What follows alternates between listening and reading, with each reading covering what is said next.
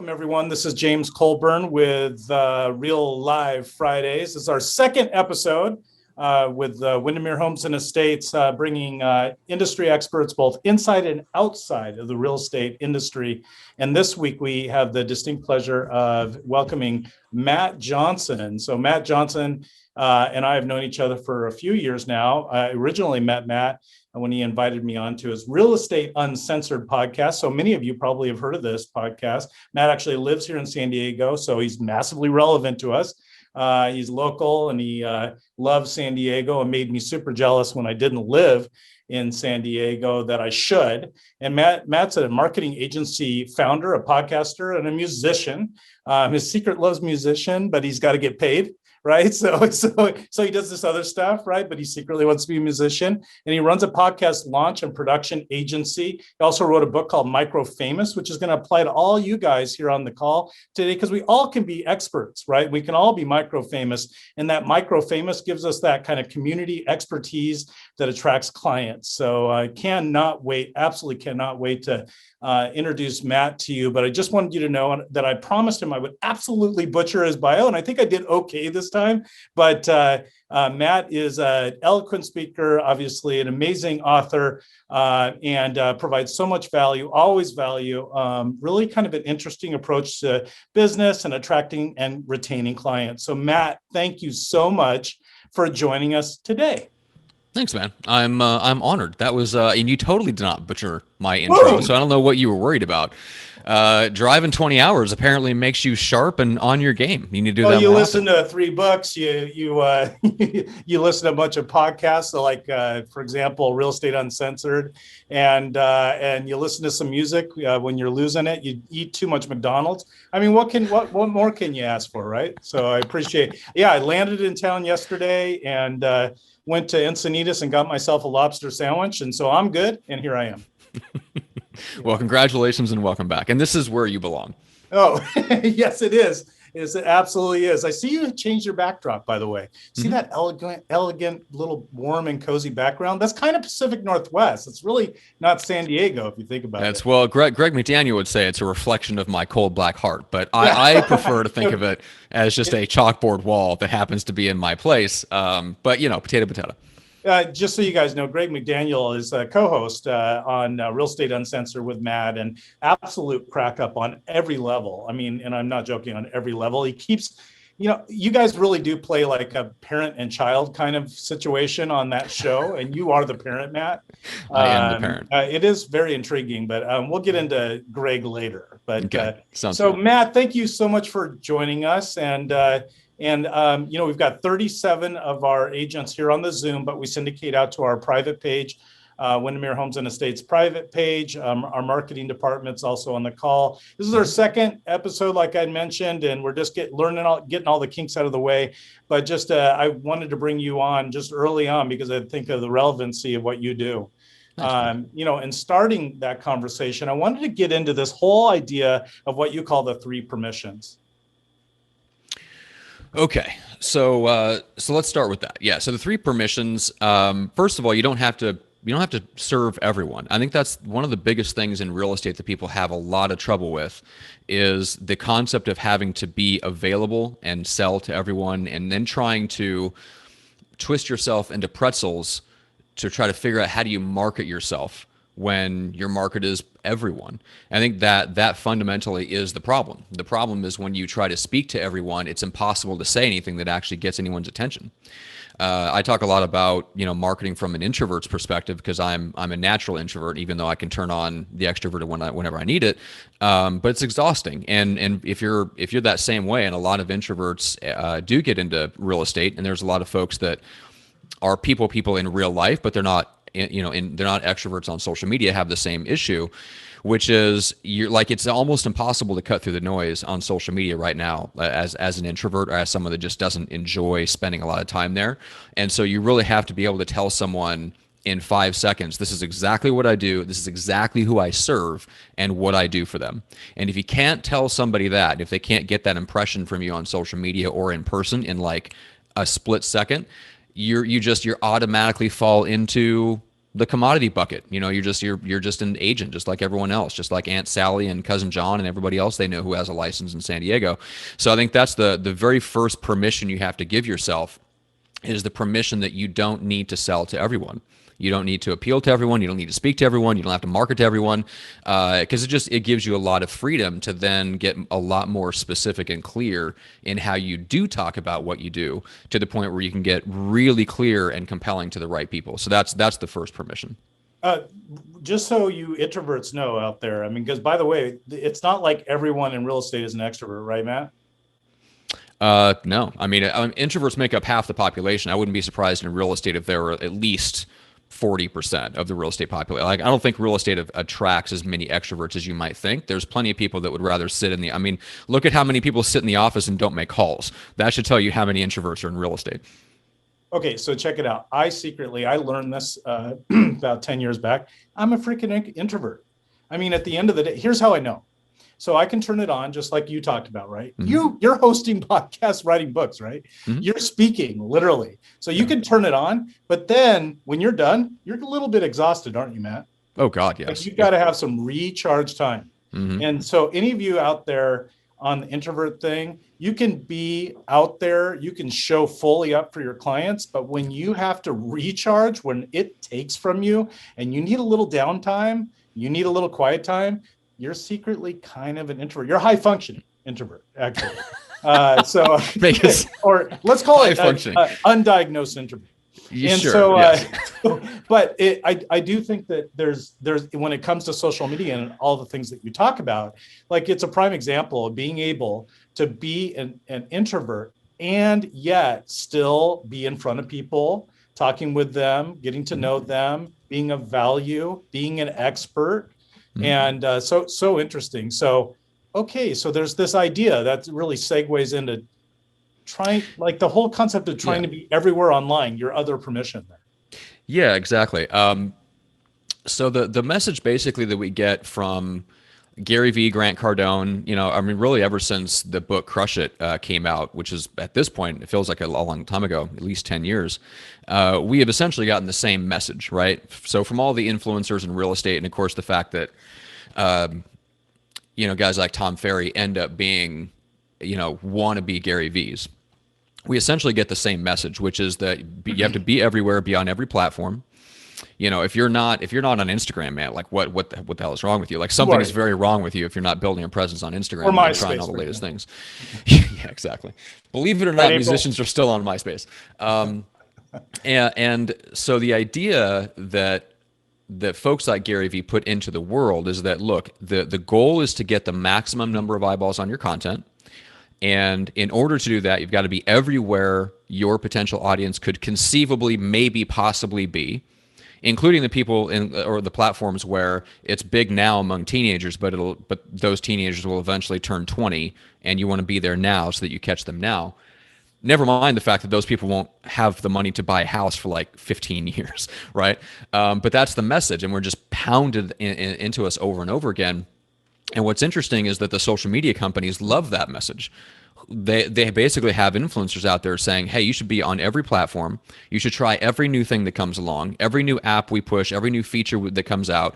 You should be on that. So why wouldn't they push that point of view? They basically have somebody else that makes a lot of money, like selling books and runs a great agency and all this stuff, telling you what they would love to tell you. And so, of course, they're going to promote that message. Now, behind the scenes, it turns out guys like Grant Cardone and Gary Vee have to. Now, number one, Gary Vee has 19 people on his brand content team, right? So I've talked to guys that have hung out with Gary Vee in his office. Like, he employs a whole entourage of college age kids running around creating all of his content. So if you're going to do what Gary Vee says, you got to do what Gary Vee does and get ready to start hiring people, because that's the only way to keep up with what Gary Vee actually puts out on social media. So there's nothing wrong. Let me just clarify. There's nothing wrong with Gary Vee. The stuff that he says works. And if you're an extrovert especially, and you love to be social and you love to be social online, all that stuff will work for you. The problem is if you're not that way, that's where you get into trouble, because that's when you feel guilt and frustration and exhaustion trying to keep up with all that stuff, and you think the problem is you. My point of view is the problem was never you to begin with. That stuff works for the people it works for. If you're not that type of person, stop trying to do what they're doing. That's my perspective. So give yourself permission to essentially, to your point about the 3 permissions. The second permission is give yourself permission to not be that human being. If you're not that person, if you're like me and one client meeting in person means I got to go home and take a nap, then that's okay. I don't think I met with you, James, and then had to take a nap. You were fine. But if I have to meet somebody where there's really something online, if it's a sales situation or if I'm speaking or whatever, yeah, I want to get the heck off the stage and I want to go away and back to the hotel and I want to take a nap. I don't want to hang out at your after party or the cocktail hour or the award ceremony or the after party. I need to go home and take a nap. And if that's you, nothing's wrong with you. The only problem with meeting with you is you're always on some weird diet and you can't have anything to eat or drink or whatever. And then you make me feel guilty and shameful. Oh, we had an old fashioned stuff. No, you made me feel guilty and shameful. So that's all there's. So, all right. So on this idea, there's a third permission, I'm guessing, since it's called the 3 permissions, right? Yeah. So no, let's backtrack. First Okay. permission, stop trying to be everything to everyone, right? Yes. Stop trying to be everything to everyone. Stop trying. Second And then second permission. permission, stop trying to be everywhere. And then third permission. Yes. What did I tell you it was? Oh, well, you mentioned, you're gonna refashion this today. So you mentioned stop attracting the wrong people. This, Okay. by the way, out of the 3, this is my favorite. Is it really? Okay. All right. So when I went into real estate in the brilliant timing of 2007, I read enough to make a very good decision, which is I decided not to work with buyers. So I formed a team. My buddy took the buyers. I took the sellers because I didn't know. I'd never taken a DISC assessment. I didn't know my Myers-Briggs type. I didn't even know. I knew I was kind of an introvert, but I didn't know exactly how all that played out. So there's a lot that I didn't know. How extreme it was. Yeah. Well, it's not even extreme. It's just it just is what it is. It's where you get your energy from. It's not extreme. But I did make a good decision to focus on sellers.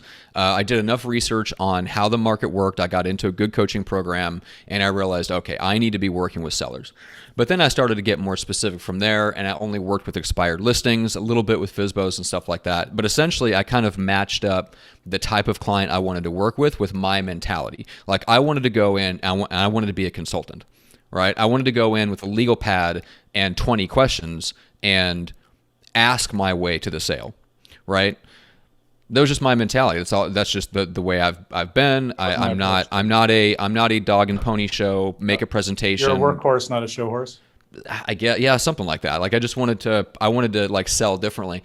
So I matched up the type of client that I wanted to my personality. Then I based all of my marketing and the way that I built the business and the way that I met people around the types of people that I wanted to work with so that it would repel everyone that didn't fit that.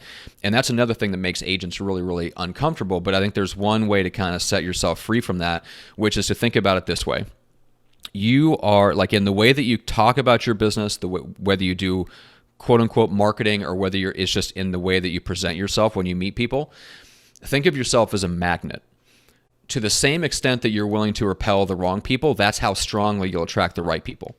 If you're not willing to repel anyone, you won't be very attractive. You're not going to pull anybody in if you're not willing to push the wrong people away. So a good example of this in the real estate world is Tim Rode. So Tim Rode ran a really amazing real estate business up in like Manteca, California, which is not very big. It's probably the size of my crappy little home city in Iowa. But he dominated that. He had like a 30 or 40% market share of the listings in that city at one point or something. It was insane because his entire marketing was based around this one phrase, which was call Tim and start packing. So the idea was I only work with sellers.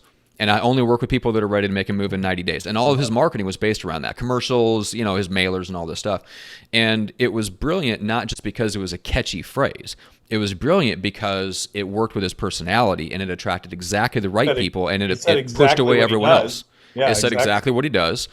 Yeah, and it basically said, look, if you're not ready to move right now today, don't bother calling me. So it was a very nice way of saying, like, hey, I only work with serious people. Now, you can say that, and that comes off very ego-driven. You guys can all just steal that, right? Like, I think we could all literally steal that, but then it might get diluted. So one person gets to steal it. Okay, well, we'll work that out amongst yourselves. But you could also say that, there's another good example of an agent up in Gig Harbor, Washington. So James, you might know the person I'm referring to. It's in your general kind of area. I think that's north of Seattle or something. It's a little harbor town. There's only like 30 or 40,000 people in that town. But she does a great business selling, I think, 50 to 70 homes a year on average. A lot of her business comes from Instagram. She doesn't have a crazy big following. She only has a few thousand followers on Instagram, but her business is all about that one little suburb. She doesn't venture out beyond it very much unless she gets a referral. Most of the people that she gets that ask her to sell homes in other areas of town, she refers out and she takes a referral fee. She knows exactly where she wants to work and who she wants to work with, and that's exclusively how she presents herself and markets herself. And because of that, she draws people really strongly that want to focus on that one area and love that area, and she doesn't draw a lot from beyond that. Now, if you pick the right suburb or area or type of client to work with, that will happen. You'll strongly attract the wrong people or the right people while strongly repelling everyone else. And the few people that come to you that you don't want to work with, great. Send them out for a referral fee and you just made 30% for doing nothing. So the idea that we have to be working with people that we don't want to work with, to me, is really kind of an evidence of just our lack of belief in ourselves and the inability to see all those other people we could be working with if we just got more serious about attracting them instead of working with the wrong people. The niche aspect of it, of course, there's people in our network that have a niche that they work with, and they obviously articulate that out. But for me, my thought on this is it wasn't until I ended up getting really clear on the people, the type of, I guess, the avatar, if you will, that I worked with, and then telling others what I'm looking for, like telling people, like I remember meeting with a pastor at a church and saying, this is who I want to work with. And it was at that time, the market had, this was like the 2007, 2008 period. So I was looking for buyers that didn't need to sell. Because no one was, no one was selling or no one was buying, right? Mm-hmm. So I wanted someone that already sold, right? That we didn't have to wait for 7 months and 9 price reductions, right? I just wanted someone to buy, right? And I wanted buyers that had to buy, right? Right. And so I explained this, but the second part of that is I said I want them to be nice. The reason why I said I wanted to be nice is because I'd worked with like a rash of mean people. I mean, you guys know, you get like 3 mean people in a row, and you just get hit and hit and hit. And all of a sudden, you're sucking your thumb to go to sleep right at night because it's so painful, to deal with. Okay, so I wanted to work with buyers that didn't need to sell, and I wanted to be nice.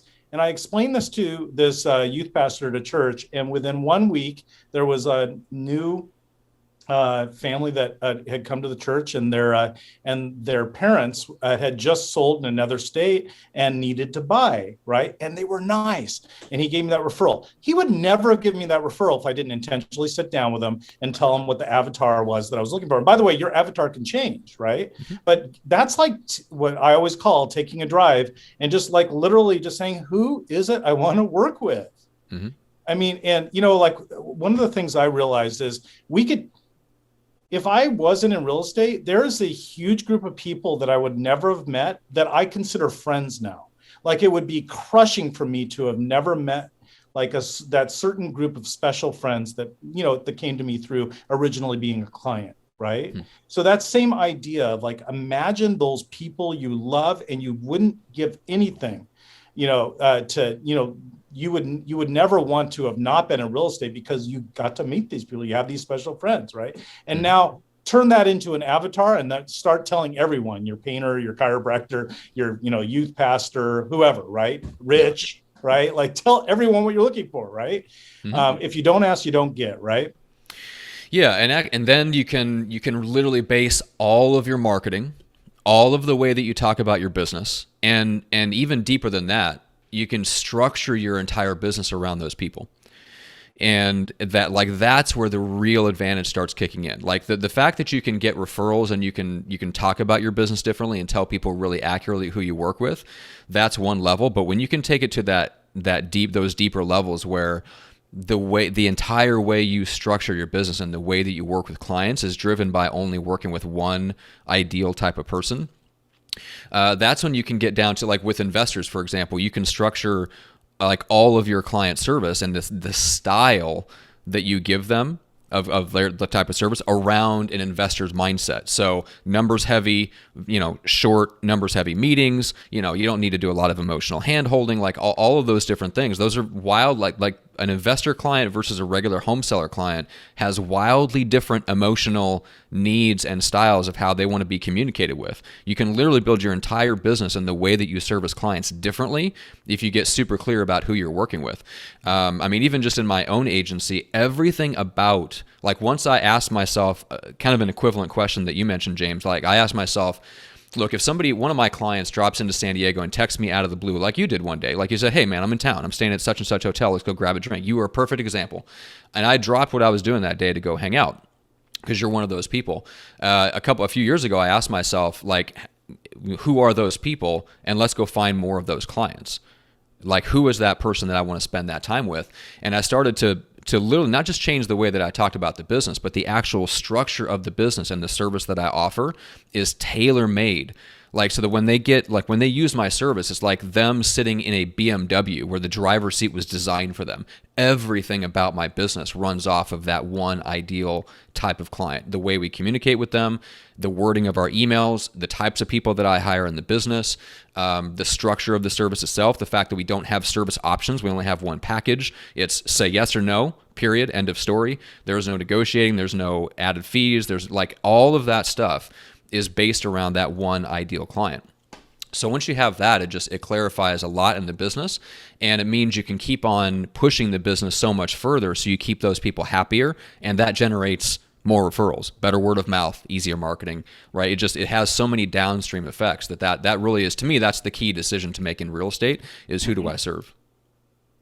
I love that. And by the way, thanks for dropping everything. Matt, I was going to take a nap that day. It was very important. Matt, that's funny you just said that. I was just going to ask, do you need a quick nap? No, I'm good. Okay. I got another hour of socializing. Power nap it. So I heard you once say, ideal clients are not born, they are created. And I know you've suggested that that's how we market ourselves, but it's also massively a mindset, right? Like when you wake up in the morning and you go to sleep in the evening with that clear vision of what you're looking for in anything, guys. I mean, whether it's, a diet that you're focused on, or relationship, or the trip planned for later this year, or anything, when it becomes so clear that I call it full color thinking, then you can do nothing but move towards it. That's how I view it, Matt. Are you suggesting the same?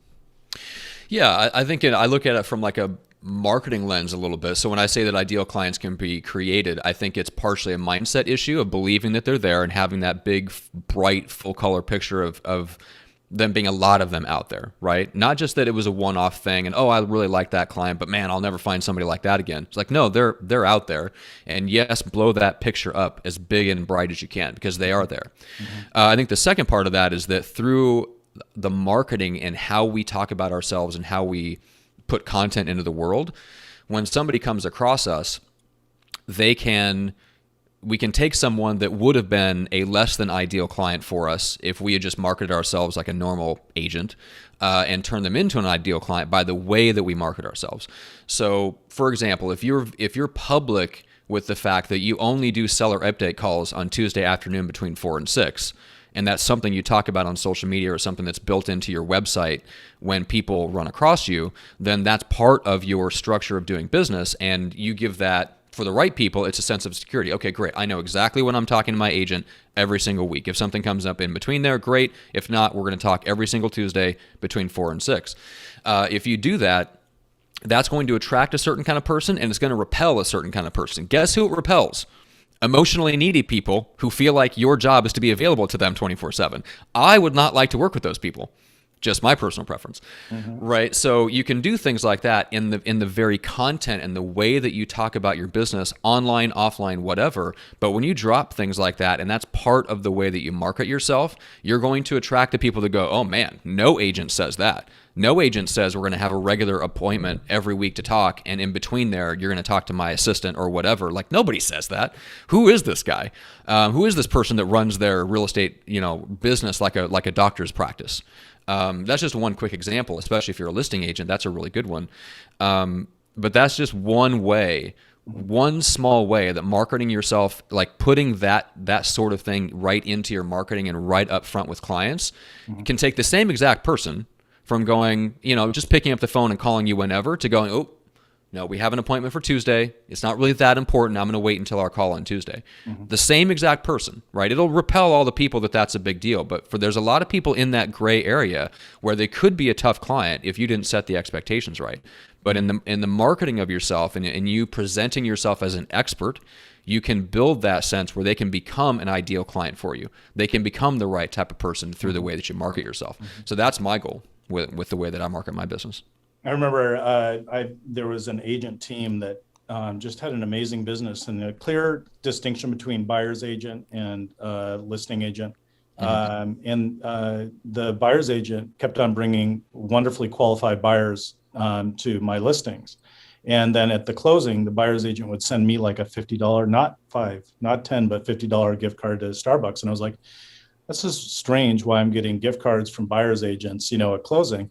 So I finally said, hey man, let's go to coffee with your $50. I'd love to ask you a few questions. And so we went to coffee and he said, or I asked him, I said, why are you sending me, I'm not going to be your client, right? And he goes, oh no, you are my client. He goes, I want to be at the top of the stack every single time I bring, clients to the table. I am your client. I want you to trust that I'm bringing a fully qualified buyer and that we're going to do what it takes to get that listing. When I bring someone to you, that's what I want you to think of first.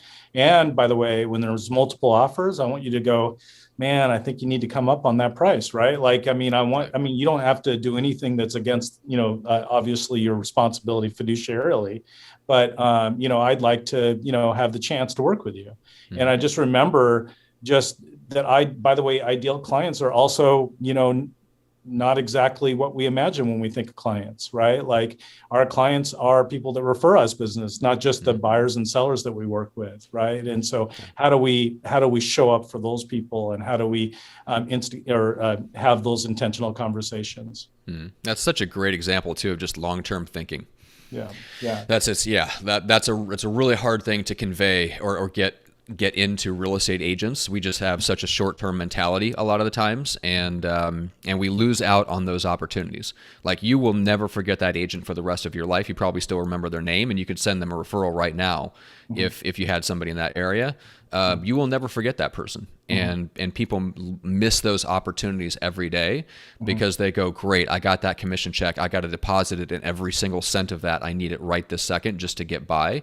And then you look up and 5 years later you've done nothing to make yourself memorable. Yeah, this same guy actually told me that he actually won't show a house until the buyer's already driven by it.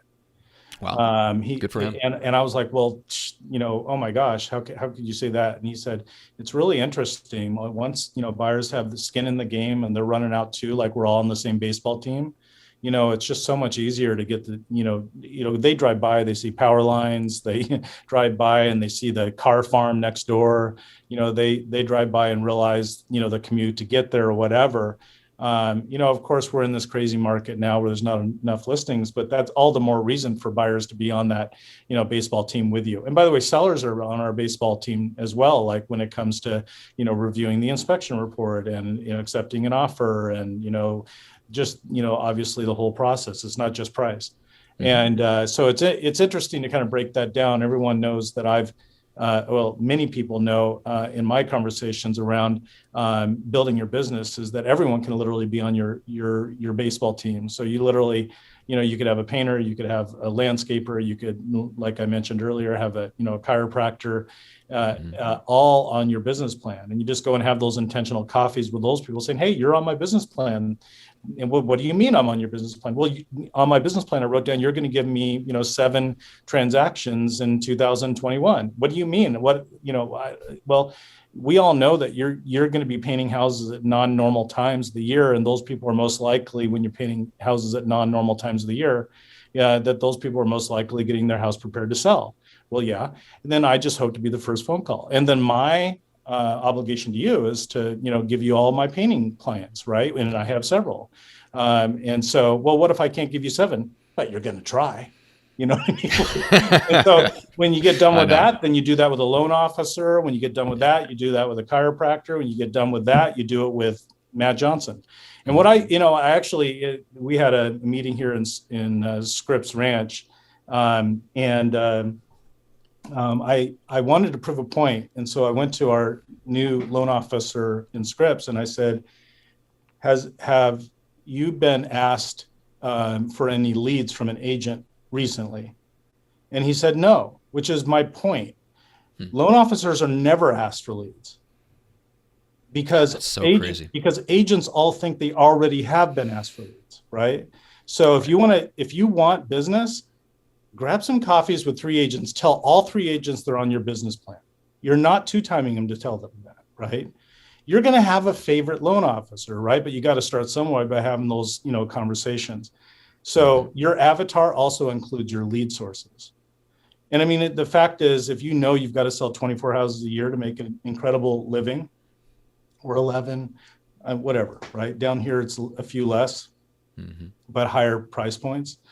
I don't like that much just because you're relying on less people for your full income. But the whole point is you just got to be in front of people and not just buyers and sellers, right? Yeah, and I think that just as we're talking about those kinds of strategies where you work your network and you kind of build a network of other, I don't know, kind of influential people in your space. Yeah. I think where a lot of agents get tripped up on that is the feeling of, well, who am I? Who am I to do that? Like I'm an agent. That's great. I help buyers and sellers, but who am I to go in and like ask for a meeting with a financial advisor, about him sending his high net worth clients to me or something like that. So I think that there's a mindset answer to that, and that's great. But there's also a very practical marketing answer to that, which is you can raise your status level in the community by the content that you share. Right? So by you getting out and interviewing other people, so Facebook Live, Instagram Live, whatever, you can literally go out and Greg McDaniel, my co-host on Real Estate Uncensored, did this with the mayor of his town. Yep. He just reached out to the mayor's office and said, hey, I'm a local agent. I've got 15,000 people that follow me on Facebook. I'd love to interview the mayor on a Facebook Live for, 5-10 minutes, talk about what's going on in the community. He got the mayor. He got the school principal of one of the big school district in his area, and basically anyone else he wants access to. Right? It's not that hard. You'd be surprised how little they get asked to do something really raw, authentic, and kind of off the cuff like that. You could build an entire network of people in the nonprofit space in your community that know who you are and are looking for referrals to send you just by giving them publicity for whatever nonprofit event they've got coming up that they want to promote. So it's not that hard to do. And more importantly, for the agent, what that does for you by creating content with other influential people in the space is it raises your feeling of just being a higher status person. When you encounter a new person that is high status, you can actually introduce them to other people in the community that are also high status, and you start to get that sense that you're playing the long game. Like you're becoming a person, you're becoming famously influential within that space of people that you want to serve, which is that's what MicroFamous is all about. It isn't just about selling, it isn't just about marketing, it's about becoming influential. And I think agents way underestimate how much potential there is for them to be a person of influence in their city or their space, their social circle, by introducing people to one another, interviewing people on a Facebook or an Instagram Live, just simple things. But it changes the way you look at yourself. And then it gives you the ability that when you do meet someone that you're like, man, this is a high net worth person, or this is a financial advisor who could send me referrals for the next 5 years. Like, I want this relationship. You don't come into it feeling like they're up here and you're down here. You come into it feeling like you're on an even playing field. You can do something for them. You can introduce them to somebody that can help their business like that. It completely changes the game.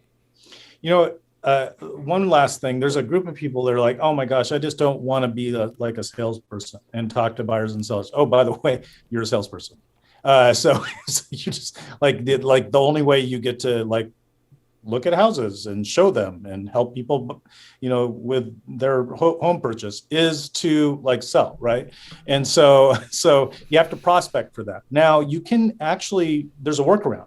So rather than talking to buyers and sellers, you can talk to people that know buyers and sellers, right? Mm-hmm. So you have no excuse. Those coffees that you need to be doing daily, right? Being in front of or talking with people, they can be with people that have influence over others, right? Yes. They don't have to be the actual end, recipient of your sales transaction.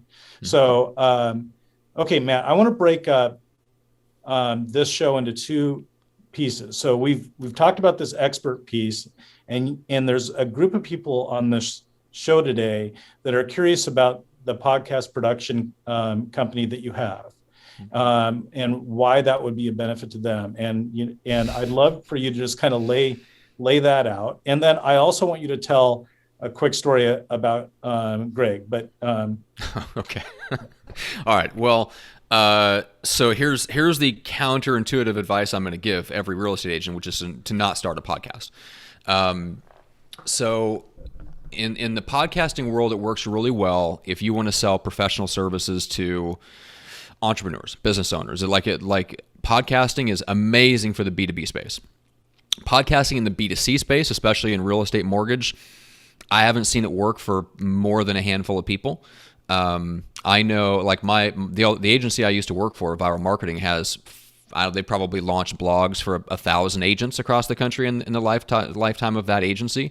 Every single one of them has a local real estate podcast on Apple that nobody knows about because the public isn't even looking for them. They get the videos by email and that's all they care about. They don't go looking for it in podcast form. So I would tell you not to start a podcast and do something different instead. So Facebook Live series, those are amazing for agents. YouTube channel can be amazing for agents. We did a whole episode on Real Estate Uncensored about how, as an agent, you can start a locally focused YouTube channel. Those are amazing ideas. So you can do a lot of the same things that I talk about in MicroFamous in terms of creating content, building influence, going after your ideal client. Just, I wouldn't do it through a podcast. I would do it through a show that you host on Facebook Live or YouTube, because that's the only places where consumers care to get information or content from real estate agents right now. That may change, but from what I've seen, they don't look for it in podcast form. And your company can help with that. No, my company helps people like you. So we work with real estate coaches, consultants, thought leader type people that speak and write books and stuff like that. Yeah. No, I appreciate you trying to give me a plug, but no, like real estate agents, I talk to real estate agents because that's my background, and I host Real Estate Uncensored. But no, like I wouldn't go launch a full blown $2,000 a month podcast expecting the general public to listen to it. Which is why I think that, like, if you're going to do a podcast in real estate, there is one area where you can do it, and that's to go out and interview those other professionals in spaces that are kind of around yours, the painters, the financial advisors and stuff. And you just use the podcast as your foot in the door. That's your opportunity to talk to somebody. That's all it is. And you don't really care whether people listen to the episodes. You send them out to your database, and if they listen, great. If they don't, who cares? Because the value in it is in the conversations you have and the network that you build. So that's one area where you can use podcasting if that makes you more comfortable reaching out to people.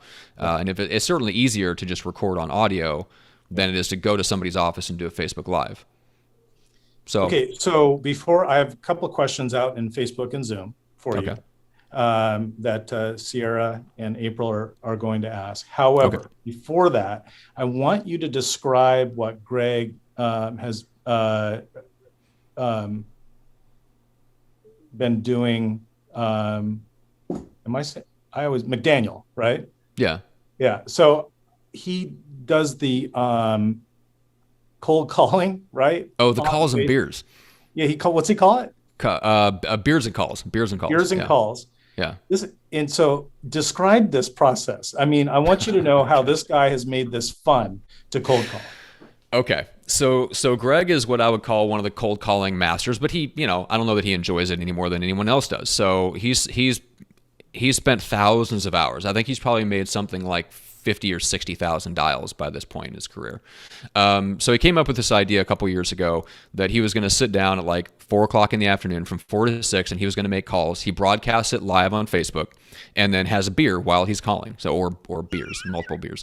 And then he started having guests on to do their cold calling while he's cold calling. So you've got two people going, and they'll mute themselves, when somebody picks up or whatever the case is.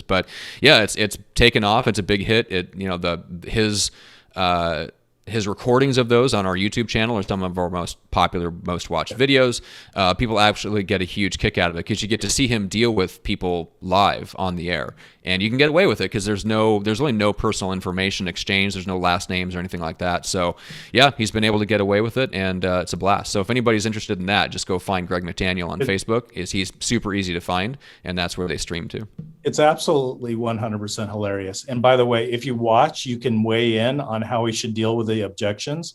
So if he gets an answer, right, I always jump in and I tell him what to say to the person, which makes me feel like I'm part of the whole cold call. But he uses, I think, Mojo Sells, right? He uses Mojo Sells for. I think he used to use Mojo, now uses Red X. Okay. Yeah. So at any rate, guys, he has made it fun, but what's interesting is all his past and present clients actually see him making these calls as well. Plus there's a huge group of agents listening. And all he's doing is it forces him to make the calls from 4 to 5 every day. He gets business literally out of it. And the only thing he does is say, by the way, we're recording for training purposes. I just wanted to make sure that was okay. And then he starts talking to him, right? So it's so fascinating just to watch this whole thing. And he's one of those guys that will actually intentionally cough or screw up words on the calls to make it sound more authentic, because he's done it so often he can come across too polished. So he'll start off the call with is this Bob at 123 Main Street? Like, he'll do weird stuff like that. It's really, really hilarious. So okay, so a couple questions. April, what do you have out there in Zoom? So I have somebody who's asking about, what are your thoughts on, jumping on the bandwagons of all these platforms that are coming out? For example, Clubhouse, do you feel that is more to consumers for realtors or just more to businesses, and how can they leverage that? Is that something they can do, like a podcast, things like that? Businesses 100%. If you're Brett Jennings and you live in Silicon Valley and all of your clients are Silicon Valley engineers and executives, by all means hop on Clubhouse. But the bottom line is I haven't seen the general consuming public hop on there, and they're certainly not looking for real estate content. So if you want to connect with businesses, maybe. Honestly, Greg was really high on Clubhouse 2 months ago, and I was like, just wait, we'll see. And within the last couple of weeks, he's like, yeah, it's a lot of people just talk, and they have terrible ideas and no one's getting any value out of it. So you're talking about the biggest extrovert in the world who loved Clubhouse 2 months ago and is already disillusioned with it. I think its days are numbered. I have another one about repurposing content. So, everyone wants to be everywhere, but if they have one strong platform that they actually enjoy, should they be focusing on how to repurpose that onto other platforms so it seems like they're everywhere? No. I 100%. It doesn't work. It worked. Look, when the book 10X came out and Grant Cardone was talking about how he posted something to Twitter every 17 seconds or whatever it was, I don't know what it was. It was insanity, but it worked, right? It worked. It doesn't work now. The social media companies have outsmarted all that stuff. And here's the bad news for anyone that isn't a social media fanatic. They have decided they want you to create content in real time and engage in real time. And that's the only stuff they're going to put in front of people for free. So otherwise, your posts are going to reach about 5% of the people that have liked you or whatever. If you're a business page, it's much worse. It's like 1%. So if you could have 10,000 people on your business page, and if you just repackage content for your business page, you're talking about, what is that, 100 people see it? I mean, it's almost not worth the trouble to do it. So I wouldn't worry about that. I would go deeper on the one platform where you are committed, you have an audience, and you're willing to engage. Because if you don't engage, the social media companies are not going to do any favors. If you're not there showing up, commenting, engaging with people, messaging people, taking the conversation from the comment section into the messaging and then on to calls, you're not going to get business from it anyway. And the social media companies aren't going to put you in front of anyone for free. So what's the point? So I say just focus on the one platform where you're actually going to engage. Awesome. Those are some of the questions I have. Sierra, do you have any from Facebook? So I have a question about new realtors. So this is pertaining to finding the perfect client. So obviously they haven't worked with anyone, and sometimes the people that they like to spend time with are not necessarily people that they like to work with. Or so in other words, their friends have no money. That too. Okay. Or I get tired of my friends being an introvert. Yeah. So what are some of the tips that you give new realtors for finding that perfect client, or how should they go about that without limiting themselves? Well, so I mean, number one, if you're young and in the business, I mean, you can certainly just throw a bunch of mud against the wall and see what sticks. If you literally don't know even what kind of people you want to work with, just work with everyone until you get a sense of who you like, and then start to scale back. Now, there is somebody like one of my now clients who runs one of the biggest teams in KW. He and I, unbeknownst to each other, started in Omaha in real estate in the same time, but he did something really smart. He went out and he contacted like 50 of the top agents in Omaha that he could get his hands on, and took as many of them as would say yes out for lunch, and ended up being like 20 or 25. And he just picked their brain. Right. Some of them he was able to go to their office, whatever. But yeah, if I was a young person starting over in real estate, that's what I would do now, knowing what I know now, how successful people actually like young people to reach out and ask them to, hey, can I take you out to lunch or out for coffee and pick your brain about the business? It's almost an automatic yes from the right kind of people that you actually want to. And they'll be able to tell you, hey, working with buyers is exhausting. It's easy come, easy go. Working with sellers is harder to get into, but they're better clients. Like, they'll tell you all those things, and then you can pick their brain. Find the agents who have like a similar personality to you, and see who they work with, and you might be able to shortcut that process and find out immediately who you should be working with, and skip that phase of throwing a bunch of mud against the wall. Nice, thank you, Sarah. Do you have another one, Sarah? Yeah, sure. Are we still okay for questions? Absolutely. Yeah, got one more. Okay. So another one is, I guess, either pertaining to networking or marketing. How much time do you tell people to set aside for each? Obviously, it's different for every business, but for personal and people just starting out, obviously, what do you tell them to spend their time on? Yeah, see, that's going to be different for everybody, because it depends on what type of client you want and what type of lead generation method you're using. If you're going to get in and make cold calls, man, just follow the standard Mike Ferry, get your butt in the seat from 8 to 11 and then go do your appointments in the afternoon. Like, that stuff has never not worked. I know a guy who's in the mortgage industry, is in San Diego, is one of the top 1% around the country, and he just kind of took that template, but he spends his time on LinkedIn mostly. So he spends, from 8 to 11 in the morning, he's not cold calling people. He's messaging, interacting, introducing people to each other. So it's the same principle, but he's using social media as the place where he initiates those conversations. And then he goes and has his appointments and stuff like that in the afternoon. So to me, there's great proven templates that are already out there, but it does depend. I know a guy in Atlanta who said, look, I'm not going to make a cold call ever. And he used his background. He's had like an MBA in marketing, so he just went the marketing route, and he built some relationships with high-level people, and he started immediately doing reload deals for major companies in the Atlanta area, and never had to make a cold call in his life, and ended up netting $1 million in real estate within like 3 years. He was netting $1 million a year. It's like, well, tell that guy what he should have been spending his time on every day. It's like, it depends on what your goals are. But that's the simplest answer, is just start with a few hours a day spent initiating conversations, and that will probably take care of the rest. What's interesting is this comes down to the concept that we're enough. I mean, you can actually be successful without years and years of success in real estate, right? You can get into real estate.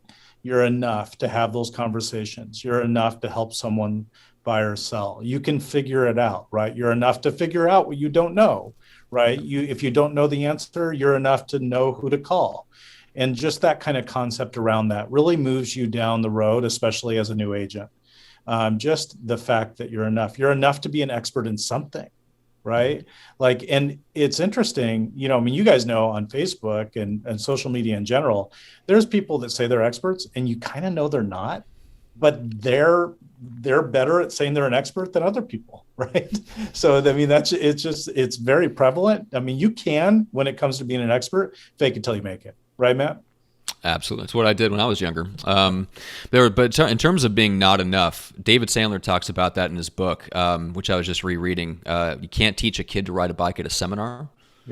Yeah, that was an amazing book, because he goes into like all the stuff from transactional analysis in the 60s of like the I'm okay, you're okay, and all of your internal parent, adult, child stuff that's going on that makes it hard to pick up the phone. Yeah. Like, it sounds really esoteric. It all comes down to how you feel when you're looking a seller in the eye and saying, I can sell your house. Nobody is better equipped to sell your house than I do. If you can't look somebody in the eyes and tell them that, it's going to make everything else in the business a lot harder. And so that for anybody that's interested in that kind of piece, that's a really good book. You can't teach a kid to ride a bike at a seminar. You know what's interesting along those lines, though, is that when we get into the business or when we do anything new in life, sometimes we feel like we have a long way to go until we can arrive. You know what I mean? There's this sense that there's this sense that we have to pay our dues, right, before we can ever have any success at all. And that's not entirely true as well. You can actually skip that, which, by the way, starts with having the mindset. You're literally going to skip that. You're just going to break all those rules. I mean, you guys know the people that start in this business and they sell, $4-3 million houses. You know what I mean? Like, in the first year, right? And then there's the whole, that was beginner's luck, but who cares? I mean, they sold $4-3 million houses, right? Like, whatever, right? Like, they can now they're enough for sure, right? So you can skip it. You can skip it. You can decide you're enough and you can show up. I mean, in the way I look at it is you were enough the second you were born and the second you made that first cry. I mean, that we all have to make. I mean, we're basically, if you don't cry, right, when you're born, then the doctor's worried, right? Like everyone in the room wants to hear the cry, right? Mm-hmm. So we're enough because we're breathing. Yeah. And so along those lines, you can be successful in this business without going through all of the kind of I'm not enough stage. Yeah. You know what? I know you got to jump onto your podcast. Mm-hmm. And by the way, it starts right at 11, correct? Yeah. I got to run in there. So give us like a Cliff Notes on MicroFamous, the book, and how everyone can find you. Okay. So it's all about how to become famously influential, but only to the right people. So you can grab the book, the print copies on Amazon, or you can get a digital copy at getmicrofamous.com/free, I think is the URL. And then if you want to connect on social media, just at MicroFamous on Instagram. Nice. Mm-hmm. Sounds good. And any final advice for the group? And by the way, second question is going to be if you could give yourself your 20-year-old self advice today, what would it be? But the first question is advice for the group. I think it's the same, so that'll make it easier because then I got a jet. It's the fact that the people that are the most likely to say yes to can I take you out to coffee and be a fly on the wall in your office are the most successful. The ones in the middle that think they're more successful than they are, that think they've got some sort of secret and they're not willing to share it, who cares, right? That's what's really wild, is I get to hang around with Greg Harrelson and Jeff Cohn and all these people that sell thousands of homes, and they're the ones that are the most likely to say yes to somebody to randomly going, hey, can I bring you coffee and just hang around your office all day and just see how you run and how you lead and how you teach agents. They're the ones that'll say yes. It's the ones that are like 4 levels below them that think they're the bee's knees that'll say no, which is really hilarious. So go straight to the top. And I bet it's very similar in luxury real estate. It's not that much different to sell a luxury home than it is a $110,000 home in Omaha, Nebraska. I would argue maybe even easier because the people you're dealing with have a better mentality. So if you can just go straight to the top, you can shortcut so many things. Both in the clients that you work with and just in success by finding really great people to mentor you because they don't mind. The ones that you really want to talk to are the ones that will say yes anyway. So it's the people you hang out with, right? And the books you read. Yep. And the podcast you listen to. And the naps you take. Matt, thanks so much for joining us. Everyone, great guy. He drops anything to meet with anyone, really. And actually, I'm going to make you drop something in the next 2 weeks because I'm in town and I look forward to meeting up with you. Good. I look forward to it. I don't drop it for anything, but I'll drop it for you. All right, man. Sounds good. Have a wonderful Thanks, guys. Honor to be here. Appreciate it. Thanks, everyone, for joining.